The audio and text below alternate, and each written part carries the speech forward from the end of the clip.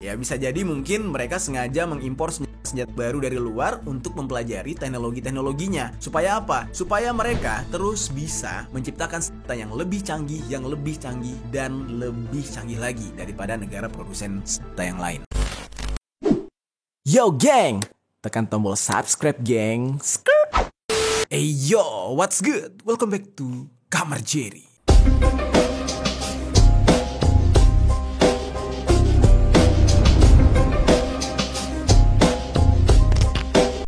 Geng, hari ini kita kembali akan membahas tentang perkembangan konflik antara Hamas dan Israel. Kalau sebelumnya kita sudah membahas tentang strategi yang digunakan oleh Hamas yang berbasis di Palestina dalam menggempur Israel, hari ini kita bakal membahas lawannya atau yang sebaliknya, yaitu strategi yang digunakan oleh Israel dalam membalas serangan Hamas. Perang ini sedari awal itu permasalahan politik dan permasalahan tanah, permasalahan daerah kekuasaan. Tapi lama-kelamaan itu framingnya justru ke agama, seolah-olah ini perang antara Yahudi versus Islam. Nah, tapi nanti kita bakal bahas juga nih kenapa framingnya jadi kesana, kenapa tiba-tiba kok ada pengontak-kontakan antara Yahudi, Islam, dan bahkan kalau di Indonesia ya, yang gue perhatiin komentar-komentar yang membela Israel itu datang dari teman-teman yang non-muslim. Tapi nggak apa-apa, itu kan hak masing-masing, opini masing-masing untuk memilih. Tetapi ketika kalian berkomentar yang aneh-aneh, ya jangan marah juga kalau ternyata ada yang ngebales dengan aneh-aneh juga atau nyeleneh juga. Karena apa yang sudah kalian mulai, ya kalian harus siap juga dengan konsekuensinya. Mungkin selama ini yang selalu dibangga-banggakan dari Israel adalah sistem Iron Dome, alias kubah baja, alias kubah besi yang sebenarnya tidak terlihat di langit-langit Israel. Tetapi mereka menggambarkan bentuk daripada negara mereka itu di langitnya itu seperti kubah,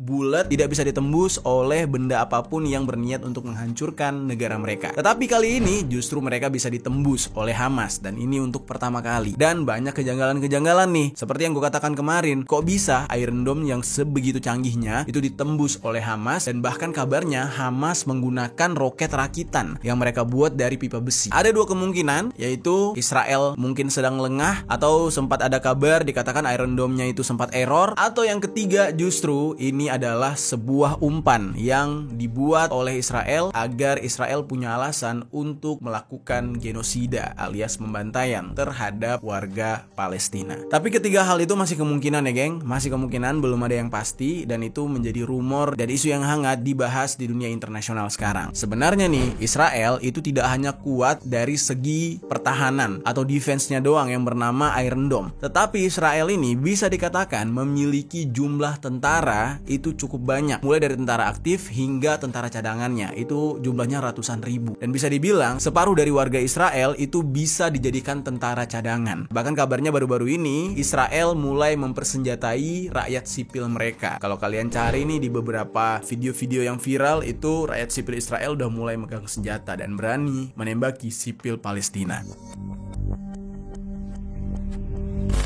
Nah, lalu geng, fokus yang akan kita bahas hari ini adalah kekuatan dari militer Israel itu sendiri dan kekacauan yang terjadi di internal orang-orang Israel. Yang mana ternyata angkatan bersenjata militer Zionis Israel itu justru bentrok dengan masyarakat Yahudi yang ada di Israel. Loh, kok bisa nih? Bukannya selama ini banyak orang yang menggadang-gadang kalau ini adalah perang antar agama, yaitu Yahudi yang dikatakan berperang dengan Islam. Tapi kok di negaranya sendiri Yahudi justru menentang tentara Israel, tentara negara mereka. Ini seru banget untuk kita bahas karena banyak banget misteri-misteri yang belum terpecahkan dan bahkan tidak dipublish di media mainstream. Langsung aja kita bahas di sisi lain.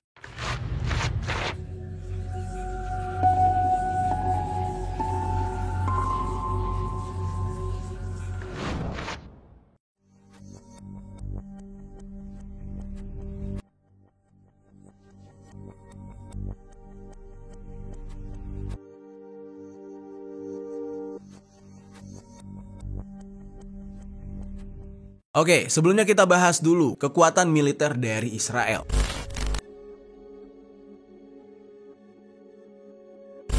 Serangan dadakan kemarin yang dilakukan oleh Hamas ini merupakan sebuah pengambilan keputusan yang cukup ekstrim selama 50 tahun belakangan yang belum pernah dilakukan oleh Israel, yaitu keputusan untuk mendeklarasikan perang. Dan perangnya habis-habisan. Ini adalah perang yang besar-besaran. Apa yang dilakukan oleh Hamas dibalas oleh Israel tidak cuma dengan hanya mengirimkan roket, tetapi mereka berencana melakukan genosida terhadap seluruh elemen masyarakat yang ada di Palestina, tidak terkecuali warga sipil, tidak terkecuali angkatan bersenjata Hamas. Jadi Israel melakukan pengepungan secara total terhadap jalur Gaza dan mereka akan memutuskan pasokan air, jalur distribusi makanan, serta listrik ke Palestina.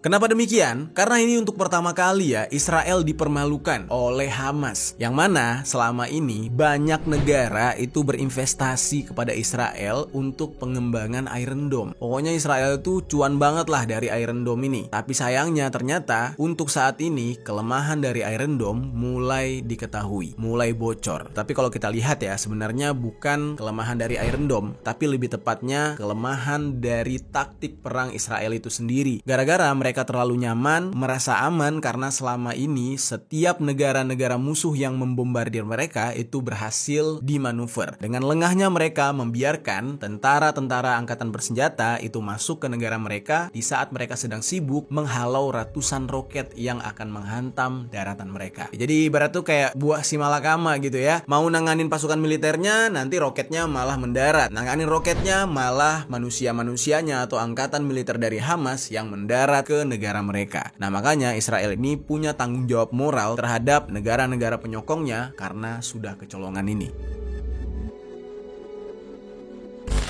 Tapi geng, walaupun Israel kecolongan kemarin, satu kali gitu ya kecolongan, tapi sebenarnya peperangan antara Israel melawan Hamas yang basisnya di Palestina ini sebenarnya agak deg-degser gitu ya. Bagaimana enggak? Secara kekuatan militer sebenarnya jauh sekali ketimpangan antara kekuatan militer Israel dengan kekuatan militer Palestina yang diwakili oleh Hamas. Kita tidak berbicara dari segi skill angkatan militernya, tapi kita berbicara dari peralatan-peralatan perang atau alutsista yang digunakan oleh kedua belah pihak. Itu perbedaannya langit dan bumi. Ibaratnya Israel ini sudah memiliki senjata canggih yang bahkan bisa digunakan untuk ratusan tahun ke depan, tetapi sementara Hamas itu masih menggunakan senjata-senjata campur aduk alias senjata-senjata gado-gado yang berasal dari negara-negara yang berbeda. Ada yang berasal dari Korea Utara, dari Amerika, terus ada juga yang dari Iran, dan bahkan senjata dari Israel sendiri, tapi versi yang jadulnya atau yang lamanya. Nah disinilah pengukuran kekuatan militer antara Israel dengan Hamas Palestina ini sangat-sangat timpang kekuatannya. Israel dikenal memiliki pasukan militer yang cukup terlatih, ditambah lagi dengan alat canggih, serta kemampuan intelijen mereka dan infrastruktur pertahanan yang kuat. Sementara Hamas di Palestina tidak memiliki kekuatan militer yang terpusat khususnya di jalur Gaza dan tepi barat Palestina. Di Palestina itu sendiri itu sebenarnya banyak fraksi, banyak organisasi, banyak partai gitu ya. Yang salah satunya adalah Hamas yang memang menguasai jalur Gaza. Sedangkan otoritas Palestina sendiri berada di tepi barat negara tersebut. Jadi bisa dikatakan perang ini sebenarnya agak terpisah nih dari makna perang antar negara. Karena pada kenyataannya perang ini melibatkan sebuah organisasi atau kelompok angkatan bersenjata melawan angkatan militer negara. Jadi ibaratnya tuh kayak tentara Indonesia ngelawan organisasi kayak Wagner atau Gurkha gitu. Jadi dengan kata lain lawannya itu tentara independen. Salah satu kekuatan yang dimiliki oleh Israel yaitu terletak pada pasukan pertahanan mereka, yaitu IDF. Dan Israel itu di negaranya menerapkan kebijakan untuk melaksanakan wajib militer bagi warga negara Israel yang sudah mencapai usia 18 tahun. Jadi laki-laki di sana wajib untuk bisa diterjunkan ke medan perang sejak umur 18 tahun mudanya. Masa wajib militer aktif mereka itu adalah 30 bulan untuk pria dan 24 bulan untuk wanita. Dan mereka harus mengikuti masa tugas cadangan wajib selama beberapa tahun. Lalu tugas menjadi tentara cadangan ini akan berakhir ketika mereka menginjak umur 50 tahun untuk wanita dan pria menginjak umur 55 tahun. Jadi ibaratnya nih ya, walaupun warga Israel itu mereka sipil biasa, tetapi mereka itu sudah dilatih. Jadi sewaktu-waktu jika negara mereka mereka berperang, mereka sudah bisa angkat senjata, pakai seragam, berjuang sebagai seorang tentara cadangan. Nah, hal ini dilakukan karena memang Israel banyak musuhnya. Mereka juga berada di tengah-tengah negara-negara yang membenci mereka. Lalu, sistem wajib militer dari Israel ini tidak sama dengan sistem wajib militer yang ada di Korea Selatan. Karena kenapa? Kalau di Korea Selatan yang wajib militer itu hanya laki-laki, perempuan enggak. Sementara di Israel semuanya harus wajib militer.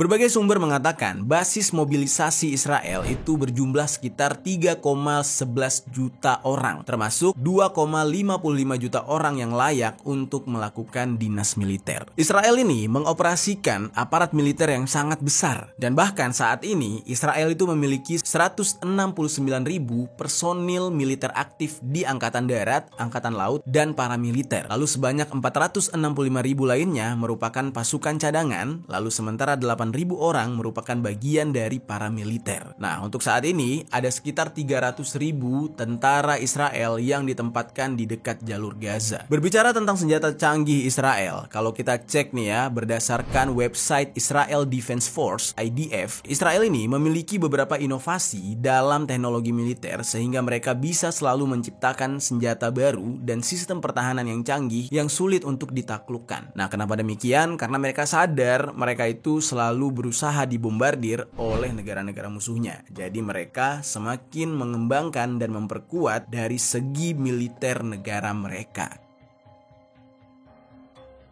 Dan kelebihan Israel adalah mereka itu bisa menciptakan alutsista mereka sendiri tanpa harus membeli dari negara lain. Kita contohkan aja, mereka itu memiliki tank yang bernama tank Merkava dan beberapa kendaraan lapis baja. Nah, tank Merkava ini sendiri memiliki lapis baja yang terletak di bagian depan untuk memberikan perlindungan secara maksimal bagi 4 orang awak yang berada di dalamnya. Dan tank ini juga dipersenjatai dengan meriam utama 120 mm dan persenjataan Skunder. Lalu nggak tanggung-tanggung, Israel juga menciptakan pesawat jet tempur mereka sendiri yang mereka bikin sendiri gitu ya. Pesawat tempur milik Israel ini terinspirasi oleh pesawat Mirage milik Prancis. Dan Angkatan Udara Israel memiliki sejumlah jet canggih lainnya seperti misalnya F-35 Lightning II yang mereka peroleh dari Amerika Serikat. Ya, memang kalau untuk alutsista mereka ini saling bekerja sama. Israel pasti tuker-tukeran sama US.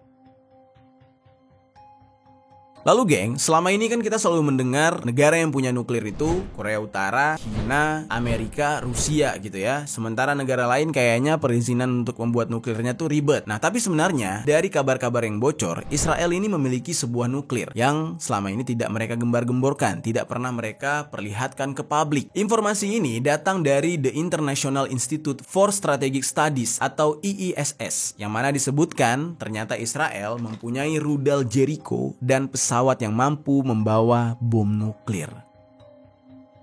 Lalu sekitar 1 minggu sebelum penyerangan Hamas terjadi, pejabat NATO mengunjungi perbatasan Israel-Gaza terlebih dahulu. Lalu ketika di sana, seorang petinggi Israel itu memamerkan kepada si pejabat NATO tentang penggunaan AI mereka dan perangkat teknologi pengawasan yang mereka punya. Dan memang itu sangat-sangat canggih. Di dalam hal itu, Israel menunjukkan cara mereka untuk menggabungkan antara AI dan juga drone untuk mengenali dan memilih target serangan roket yang berada di jalur Gaza. Jadi mereka nggak perlu lagi ngecek pakai pesawat tempur terus dibom gitu, nggak perlu. Mereka cukup pakai drone yang sudah ada teknologi AI-nya. Nanti semuanya disensor. Setelah disensor maka itu akan di-lock. Lalu rudal mereka akan mengejar wajah orang yang sudah di-lock tersebut dimanapun berada. Jadi saking canggihnya gitu ya alat yang dimiliki oleh Israel.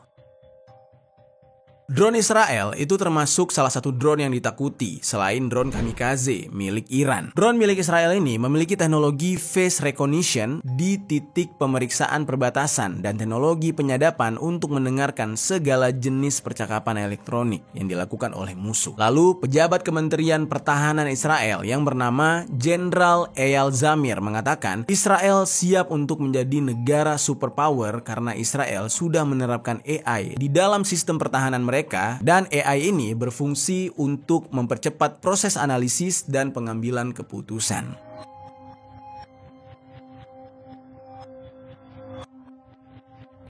Bisa dibayangkan ya geng, kekuatan dari militer Israel. Selain alatnya canggih-canggih, udah gitu udah pakai AI. Ya otomatis mereka itu kayak menghadapi segala ancaman dengan sangat tenang sampai akhirnya kecolongan. Dan bahkan baru-baru ini tersebar sebuah video yang memperlihatkan kondisi di mana ketika Iron Dome kembali waspada, kembali bisa menghalangi roket-roket Hamas serta Hizbullah, itu para tentara Israel menari-nari di bawahnya sambil melihat Iron Dome menghadang semua roket. Selain senjata yang gue udah sebutkan tadi, Israel juga memiliki beberapa senjata lain seperti tank anti-rudal, pesawat F-16I Sufa yang merupakan pesawat modifikasi untuk menyesuaikan dengan kebutuhan angkatan udara Israel. Lalu F-18I Sufa dilengkapi dengan sistem senjata yang super canggih dibandingkan dengan pesawat tempur lain. Lalu ada sistem radar yang dirancang secara khusus yang mungkin negara lain tidak memiliki. Lalu sistem helm yang dipakai oleh seorang pilot Israel pun itu sudah diset dengan sensor mata, yang dimana setiap pilot itu mengarahkan kepalanya kemanapun, maka senjata yang ada di pesawat tersebut akan mengikuti. Jadi secanggih itu, nggak pakai gerak-gerak dari tangan lagi, tinggal liatin musuh, tembak, liatin ke kiri, tembak.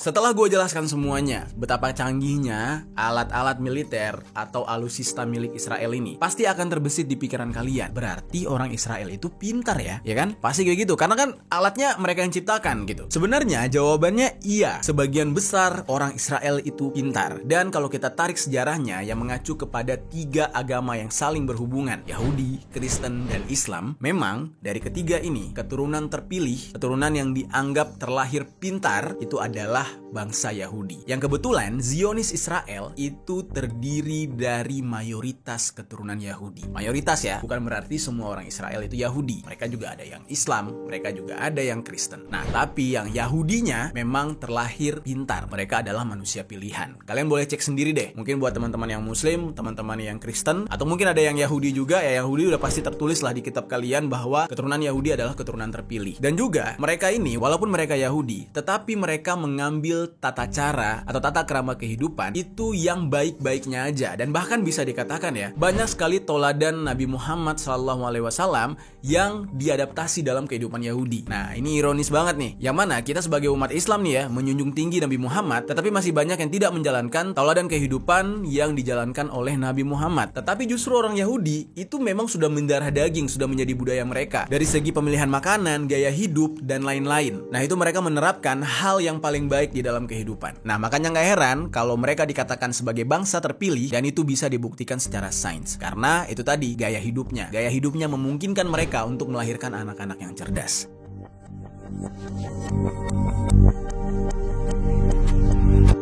Pada tahun 70 Masehi nih ya, setelah penghancuran kuil kedua di Yerusalem, hal ini membuat orang-orang Yahudi dituntut untuk harus bisa membaca dan menulis supaya memperoleh keterampilan pengetahuan. Nah, ini di dalam sejarah Yahudi sendiri. Di saat itu, Yerusalem ditaklukkan oleh bangsa Romawi yang membuat tidak adanya pusat ritual, dan hidup bangsa Yahudi hanya bergantung pada kemampuan mereka untuk menciptakan sebuah alternatif yang bisa beradaptasi dengan kondisi saat itu, sehingga membaca dan mempelajari Taurat menjadi kewajiban untuk anak-anak Yahudi demi menjamin hidup mereka, supaya hidup mereka punya pedoman. Ya samalah dengan umat beragama yang lainnya. Orang Islam harus benar-benar berpegang teguh pada Al-Quran, umat Nasrani pada Injilnya, dan Yahudi pada kitab Tauratnya. Dan semenjak penaklukan Yerusalem oleh bangsa Romawi, bangsa Yahudi benar-benar hidup di bawah kesengsaraan, dan mereka mengharuskan anak-anak mereka mengenyam pendidikan yang baik supaya kedepannya mereka tidak terus menjadi bangsa yang sengsara. Nah, begitulah kurang lebih sejarahnya. Jadi jangan heran kenapa bangsa Yahudi itu pintar-pintar. Memang secara kepercayaan 3 agama yang gue sebutkan tadi, mereka ini dianggap orang terpilih, dan secara sains mereka memang pantas dikatakan orang terpilih karena memang rajin belajar, terus juga ya penerapan kehidupannya itu jelas positif gitu. Ya kalau kita masih sering makan junk food, kalau kita masih sering ngegibah orang, nah di Yahudi nggak ada yang kayak gitu. Karena 2 hal yang gue sebutkan tadi berpengaruh kepada fisik dan pikiran. Lu banyak ngomongin orang, lu banyak ngegibah, mental dan kecerdasan lu menurun. Lu banyak makan junk food, banyak ngerokok, alkohol dan segala macam, kesehatan fisik menurun. Dan itulah yang dihindari oleh Yahudi. Yahudi punya perusahaan rokok, tapi di negara mereka itu rokok bisa dikatakan ya rada-rada dilarang lah gitu. Agak haram bagi masyarakat Yahudi. Koreksi gue kalau gue salah.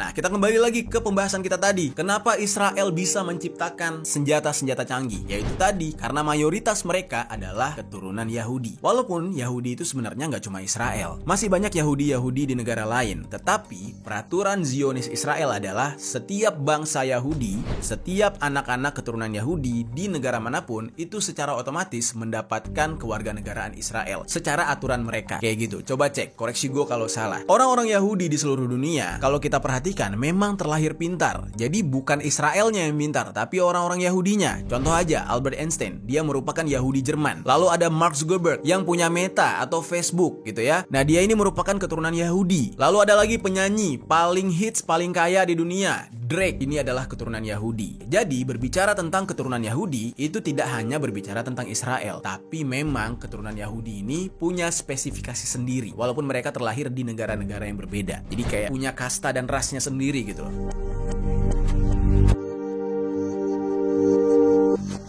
Nah, lalu geng, menurut sebuah lembaga internasional independen yang didedikasikan untuk penelitian konflik, persenjataan, dan pengendalian senjata, serta perlucutan senjata yang bernama SIPRI, mengatakan kalau pada tahun 2022, Israel itu menghabiskan sebanyak 23,4 miliar US dollar untuk militer mereka. Jadi mereka sangat berpusat kepada militer mereka.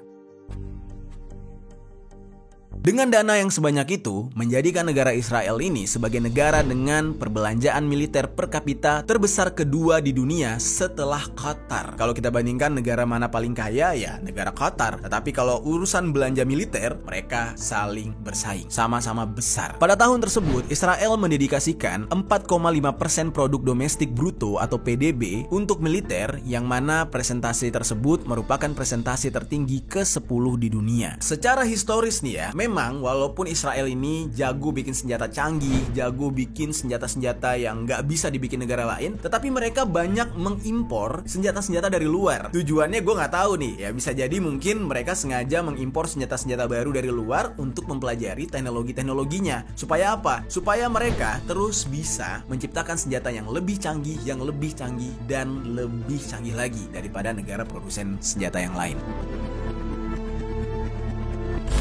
Nah, tetapi anehnya nih, mereka tuh hobi tuh beli senjata dari negara lain, tetapi senjata yang mereka ciptakan sendiri, yang mereka rancang sendiri, yang canggihnya super banget gitu ya, itu jarang mereka ekspor, jarang mereka jual ke negara lain. Termasuk yang lucunya nih ya, sewaktu Ukraina meminta bantuan kepada Israel untuk bisa melawan Rusia, lo tahu nggak Israel ngasih apa? Sebanyak itu tuh senjata canggih Israel tuh. Tahu apa yang ditawarin? Helm.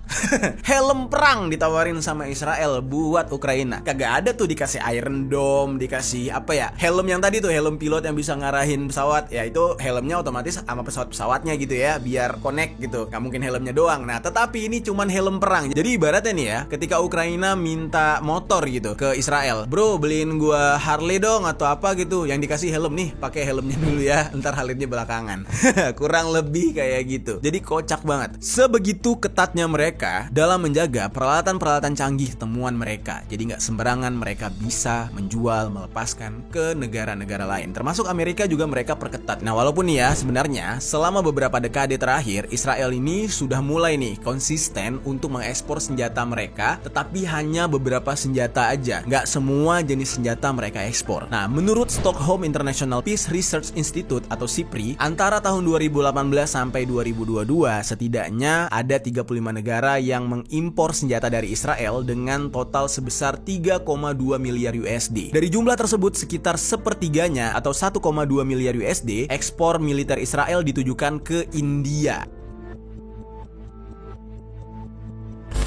Waduh, negara perindavan tuh yang paling banyak beli senjata Israel. Memang ya, hubungan antara India dan Israel ini sangat baik, apalagi semenjak Perdana Menteri Narendra Modi berkuasa pada tahun 2014. Tuh makin erat tuh hubungan Israel dengan India. Lalu kemudian ada beberapa negara lain lagi yang juga membeli senjata dari Israel. Salah satunya adalah Azerbaijan sebanyak 295 juta USD. Lalu diikuti oleh Filipina sebesar 275 juta USD. Amerika sebesar 217 juta USD. Lalu ada Vietnam sebesar 180 80 juta USD dan beberapa negara-negara lain yang pembeliannya kecil-kecil. Indonesia ada nggak? Nah, ini gue nggak tahu nih, gue nggak berani ngomong ya Indonesia ada apa nggak. Mungkin bisa kalian cek sendiri. Lalu Israel ini selain Amerika beli senjata mereka, sebaliknya Israel juga terkadang beli senjata Amerika. Dan Amerika sering sekali menyuntikkan dana cuma-cuma kepada Israel. Salah satu contohnya, Amerika pernah memberikan suntikan dana sebesar 263 miliar USD antara tahun 1964 sampai dengan 2023. Tujuannya apa? Tujuannya untuk penelitian serta Israel diandalkan oleh Amerika untuk perwakilan atau sekutu Amerika yang menjaga kepentingan Amerika di daerah Timur Tengah.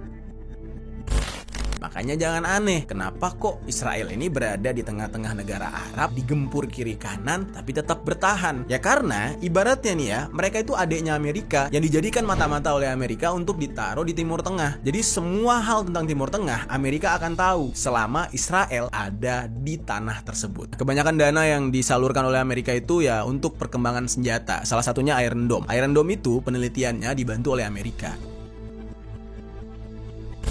Nah lalu, karena serangan yang dilakukan oleh Hamas kemarin, pasukan pertahanan Israel atau IDF itu dilaporkan mengalami peningkatan yang tajam dalam beberapa hari. Sebelumnya nih, tentara IDF yang aktif berada di angka 170.000 orang. Tiba-tiba, gara-gara Hamas kemarin nyerang, keluarlah semuanya. Pasukan IDF bertambah berkali-kali lipat sampai dengan jumlah 539.000 orang di hari Kamis tanggal 12 Oktober tahun 2023. Wah, dari mana tuh datang yang lain? Bangkit dari kubur kah? Tiba-tiba rame aja. Juru bicara IDF bernama Jonathan Conricus mengatakan kalau saat ini Israel sudah membangun kembali penghalang di sekitar Gaza dan IDF telah mengirim tentara bersenjata, infanteri dan juga artileri tambahan dengan total 300.000 pasukan cadangan ke perbatasan Gaza. Jadi untuk saat ini rakyat Israel itu semua bisa dikatakan sudah dipersenjatai. Mereka benar-benar sedang waspada, melindungi dan mempertahankan tanah yang sedang mereka duduki. Oke, karena tadi kita sudah membahas tentang keturunan Yahudi. Nah, sekarang gue pengen membahas secara detail nih ya, perbedaan dari orang Yahudi dengan Zionis Israel. Bedanya apa sih gitu? Kan padahal sama-sama aja gitu ya, masih di dalam agama yang sama dan negara yang sama. Nah, sekarang kita bahas.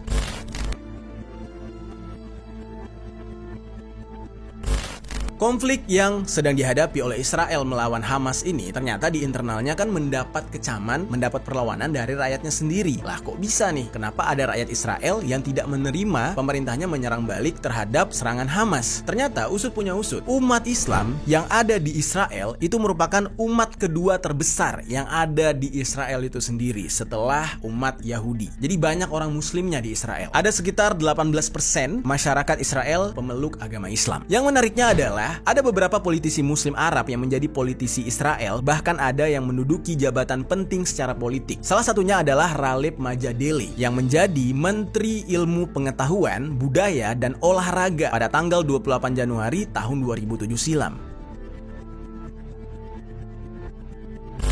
Warga Israel sendiri yang beragama Islam, mau dia yang beretnis Arab atau non-Arab, yang penting dia itu ya warga negara Israel gitu ya, itu ada yang tergabung menjadi tentara. Jadi mereka membela tanah Israel dan tidak peduli agamanya agama apa. Mereka sendiri, walaupun mereka beragama Islam, tapi mereka ini mendukung berdirinya Israel di tanah Palestina dan ikut melakukan tindakan kekerasan ketika konflik dengan Palestina. Maka bisa dikatakan, kekerasan yang dilakukan oleh Israel terhadap warga Palestina bukanlah kekerasan yang dilakukan oleh Yahudi terhadap Islam. Tapi lebih tepatnya ya mereka memang Zionis Israel aja, walaupun mereka ya Muslim juga. Jadi kepentingan Israel di tangan IDF itu tidak peduli mereka dari agama apapun. Menurut Duta Besar Palestina untuk Indonesia yang bernama Dr. Zuhair Al-Shun, Palestina ini terbentuk oleh komunitas Muslim, Kristen, dan Yahudi yang awalnya tinggal bersama dan semuanya damai, tidak ada konflik. Namun kondisi ini mulai berubah setelah adanya deklarasi Balfour pada tahun 1917, geng, yang membuat seolah-olah bangsa Yahudi diberikan rumah, diberikan tempat khusus dan berbeda dengan bangsa yang lain. Nah, sejak saat itulah sejumlah pihak mulai berusaha membuat seolah-olah apa yang terjadi sekarang itu tidak hanya konflik politik tetapi juga konflik agama, karena kebetulan yang diberikan hak khusus, yang diberikan tempat khusus di saat itu adalah Yahudi. Dan di dalam konflik ini agama dijadikan sebagai alat dan tameng untuk mencari massa dan dukungan, sehingga ada oknum-oknum yang membuat kekacauan dengan cara memprovokasi. provokasi. Nah, makanya selama ini, geng, ada kalimat seperti ini. Tidak perlu menjadi seorang muslim untuk merasakan perihnya saudara kita di Palestina. Nah, kalimat itu keluar karena memang perihnya penderitaan orang Palestina itu tidak semerta-merta karena agama, tetapi ya karena kemanusiaan. Apa yang dilakukan oleh Israel selama ini, kekejian yang dilakukan oleh Israel itu sudah atas nama kemanusiaan. Mereka tidak lagi memanusiakan bangsa Palestina. Nah, bangsa Palestina sendiri itu tidak terdiri dari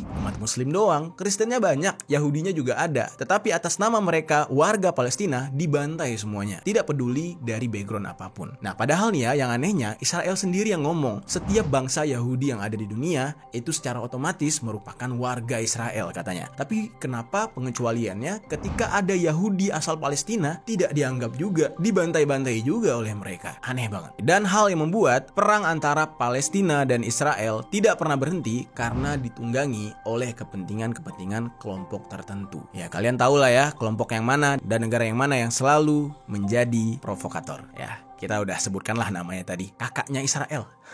Lalu, siapakah Zionis Israel ini? Oke, gue jelaskan dulu dari si Yahudinya gitu ya, Yahudinya ini. Jadi, bangsa Yahudi adalah bangsa yang memeluk agama Yahudi. Simpelnya kayak gitu. Jadi, kata Yahudi ini mengacu kepada kelompok agama dan sebuah bangsa. Keturunan Yahudi, beragama Yahudi. Dan tidak semua Yahudi terikat dengan agama Yahudi. Jadi, ibaratnya tuh ya, nggak semua orang Arab itu Islam. Jadi, nggak semua orang Yahudi beragama Yahudi gitu. Walaupun dia bangsa Yahudi. Jadi, ibaratnya tuh bangsa Yahudi itu keturunan sendiri. Yahudi, Persia, Arab. Nah, gitulah kurang lebih. Kalau kalian lihat orang Persia, ya mirip orang Arab. Lihat orang Yahudi, mirip Arab, mirip bule. Lihat orang Arab, ya Arab gitu. Jadi agak susah memang dibedakan tiga keturunan ini. Dan mereka adalah tiga bangsa yang berbeda. Nah, di dalam Yahudi sendiri ada salah satu bentuk gerakan nasionalis politik yang disebut dengan Zionisme. Nah, jadi Zionisme ini adalah gerakan nasionalis politik. Kelompok Zionis ini ingin membentuk sebuah negara sesuai dengan hukum Yahudi. Ya, sebenarnya kalau dipikir-pikir sama aja dengan Islam gitu ya. Di dalam Islam kan juga ada gitu, sekelompok muslim yang ingin membuat negara yang berlandaskan pada hukum Islam dan membuat sistem negaranya dengan sistem kekhalifahan. Jadi mirip-mirip lah. Nah, Yahudi juga ada yang pengen kayak gitu dengan sistem mereka sendiri. Kalau di dalam agama Islam disebut dengan kekhalifahan, di dalam Yahudi disebut dengan Zionisme. Gerakan nasionalis Yahudi atau Zionisme di era modern muncul pada akhir abad ke-19 sebagai reaksi atas gerakan antisemitisme yang ada di Eropa. Ya, jadi sebenarnya nih ya, agak aneh nih. Yang ngebantai Yahudi di Eropa tuh kan Jerman ya, atau orang-orang Eropa lain. Kenapa ketika mereka sudah punya power, mereka malah ngebantai orang Palestina? Kenapa kagak bales aja tuh orang-orang yang dulu ngebantai mereka di saat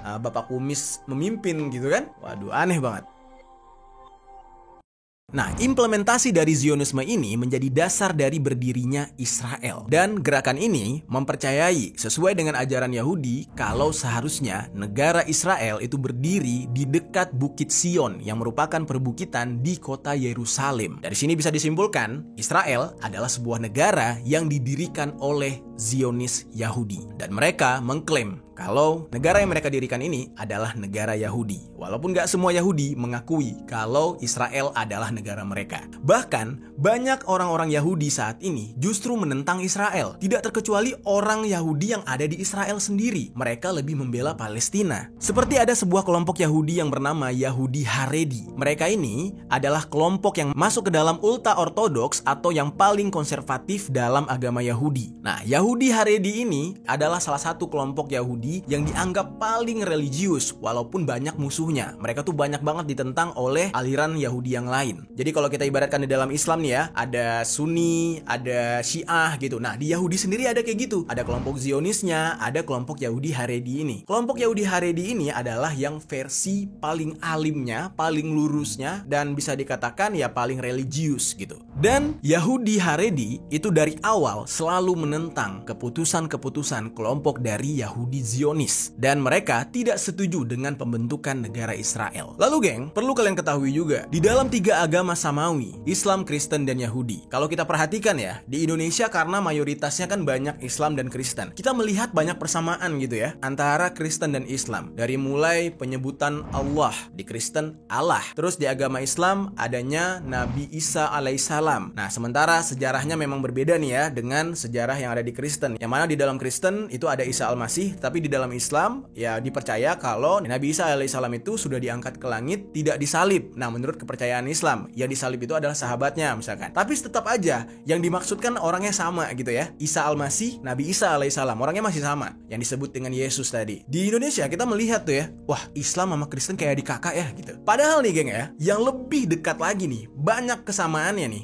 adalah Yahudi dan Islam. Kalau kalian pelajari benar-benar, kalian cek benar-benar, banyak banget hal yang mirip dan sama antara Yahudi dan Islam. Jadi benar-benar bukan kayak adik kakak lagi, kayak apa ya, anak sama bapak kayaknya. Karena memang di dalam sejarahnya Islam dengan kitab suci Al-Quran disebut dengan kitab penyempurna. Jadi Yahudi bisa dikatakan lebih dulu ada. Yahudi dan Islam itu sama-sama menganut kepercayaan terhadap satu Tuhan. Lalu orang Yahudi juga memiliki larangan untuk mengkonsumsi makanan dan minuman tertentu, sama seperti di dalam Islam. Tidak boleh khamar, tidak boleh makan makanan yang haram seperti babi, anjing, dan lain-lain. Bedanya kalau di Islam menggunakan istilah halal untuk makanan dan minuman yang boleh dikonsumsi, sementara di dalam Yahudi ini disebut dengan istilah kosher. Orang Yahudi bahkan dilarang untuk memakan segala sesuatu yang berhubungan dengan babi, dan mereka menyembelih hewan sama seperti umat Islam, membaca doa, ya kan, di Islam kan membaca bismillah lalu menghadap kiblat. Nah, orang Yahudi juga kayak gitu, geng. Mirip banget gitu. Makanya gue katakan tadi, tauladan Rasulullah SAW yang seharusnya kita umat Islam mengikuti tauladan itu ya, cara hidupnya Nabi Muhammad. Nah, di Yahudi bahkan tauladan itu sudah mendarah daging bagi mereka. Memang sudah dari dulu diterapkan oleh orang tuanya. Cara makan, mereka bahkan ya, kalau makan itu secukupnya nih. Kayak contohnya, kalau di mejanya ada ikan, maka tidak ada lagi daging darat. Ibaratnya makanan laut jangan dicampur dengan makanan darat seperti daging, ayam, dan lain-lain. Mereka hanya makan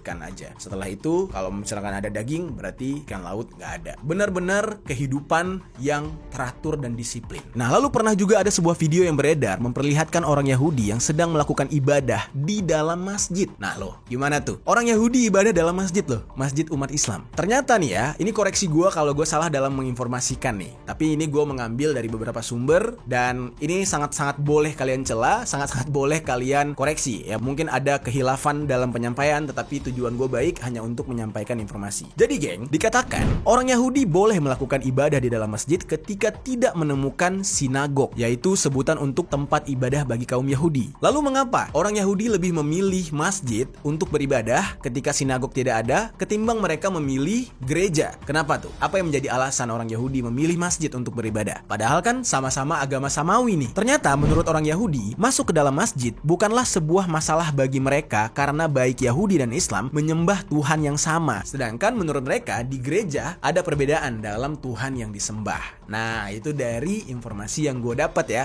bukan opini atau statement gue pribadi. Kalian boleh cek sendiri. Karena menurut orang Islam gitu ya, menyembah sesuatu yang berbentuk, menyembah sesuatu yang maaf nih, kayak patung atau sesuatu yang bisa diwujudkan gitu, itu disebut dengan berhala. Nah, sementara orang Yahudi tidak menyembah berhala, sama seperti orang Islam. Lalu, ada sebuah pernyataan dari seorang rabi Yahudi yang bernama Ivadia Yosef. Seorang Yahudi diperbolehkan untuk beribadah di masjid, kata dia. Yahudi juga memiliki kitab seperti kitab fikih dalam Islam yang mana disebutkan bahwa orang Yahudi diperbolehkan untuk beribadah di masjid. Dan menurut orang Yahudi, orang Islam hanya menjadikan Ka'bah sebagai tempat yang berharga karena mereka menghormati tempat itu. Begitu juga dengan Hajar Aswad. Lalu umat Yahudi itu memandang Islam sebagai agama alternatif non-Bani Israel. Dan di dalam agama Yahudi itu dipercaya Islam adalah jalan yang lurus serta akan mendapatkan tempat khusus di surga. Ya ibarat kata simpelnya gini, mereka yakin mereka umat Yahudi masuk surga dan umat Islam juga masuk surga. Hanya saja nantinya di surga tempatnya berbeda. Ibarat tuh kalau ada rumah klasternya beda gitu. Ini klaster Yahudi, ini klaster umat Islam. Dan itu menurut kepercayaan Yahudi ya geng. Lagi-lagi bukan statement gue. Statement dari rabi Yahudi yang bernama Ivadia Yosef. Rabi Yahudi itu kayak ulamanya Yahudi lah. Dan kalau kita lihat dari apa yang diajarkan dalam agama Yahudi ketika memandang agama Islam, jelas tidak mungkin konflik antara Palestina dan Israel itu murni didasarkan pada perang agama. Karena dari ajaran Yahudi sendiri menganggap Islam sebagai saudara mereka sesama agama samawi. Dan ada hal yang perlu gue luruskan juga kepada kalian. Dari kemarin tuh gue banyak mendapatkan komentar-komentar, justru bukan dari umat Yahudi ya, tapi ya dari saudara-saudara kita yang beragama lain. Atau bahkan mungkin ada yang mengaku dia ateis, agnostik gitu ya. Mereka mengomentari mengomentari tentang sebuah tafsir di dalam ayat Al-Quran dan hadis. Perlu gue tekankan, di dalam Islam tidak diajarkan untuk menghinakan bangsa Yahudi. Nggak ada, itu nggak ada. Tetapi tafsirnya adalah di dalam Al-Quran dan hadis dikatakan di akhir zaman nanti umat Islam akan berperang melawan Yahudi. Jadi bukan diajarkan kita untuk benci Yahudi, bukan kayak gitu men. Tapi nanti tuh umat Islam ditakdirkan untuk berperang dengan Yahudi. Nah, tafsir tersebut tidak berarti kita disuruh untuk membenci Yahudi. Itu sama halnya kayak tafsir di dalam kitab-kitab lain lah, yang dikatakan nanti suatu hari Mesayah akan turun, atau suatu hari nanti akan ada Dajjal, atau suatu hari nanti akan ada Yajud Majud, ya kayak gitulah. Ibaratnya tafsirnya itu merujuk kepada tanda-tanda akhir zamannya. Jadi sekali lagi gue katakan, Al-Quran dan hadis tidak menyuruh umat Islam atau orang muslim untuk membenci umat lain, apalagi Yahudi. Jadi jangan salah tafsir ya. Di sini gue mencoba untuk ya berbagi informasi, berbagi pengetahuan yang sedikit gue tahu gitu ya. Mungkin bagi teman-teman penonton yang jauh lebih paham soal ini, boleh tinggalkan komentar di bawah. Dan jika ada kesalahan kata dari gue nih dalam penyampaian, gue mohon maaf banget sebesar-besarnya. Kalian boleh koreksi gue, tetapi gue harapkan dengan kalimat-kalimat yang bijak. Oke, itu dia geng pembahasan kita hari ini tentang konflik yang terjadi antara Israel dengan Hamas yang berbasis di Palestina, yang banyak sekali orang mengira ini adalah konflik agama. Dan juga di pembahasan gue yang pertama nih ya, yang ini. Nah di sana gue tidak bermaksud untuk membahas konflik ini berhubungan dengan perang agama, tapi ada pembahasan gue di sana yang mengaitkan kalau perang antara Israel dengan Palestina itu bisa jadi kemungkinan sebuah pertanda yang tertulis di dalam Al-Quran yang mengatakan jika Baitul Maqdis itu berhasil direbut kembali, dimenangkan peperangannya oleh umat Islam, maka itu adalah salah satu tanda kiamat. Banyak orang yang menafsirkan kalau hal ini berhubungan dengan peperangan antara Palestina dan Israel. Jadi gitu geng. Jadi tidak mengarahkan kalau ini adalah perang agama. Lebih tepatnya ya gue menginformasikan tafsir yang ada di dalam Al-Quran. Walaupun gue bukan ahli tafsir ya. Jadi gue hanya mengambil ilmunya dari beberapa sumber aja gitu. Oke, thank you geng. Sampai ketemu di episode selanjutnya di Kamar Jerry.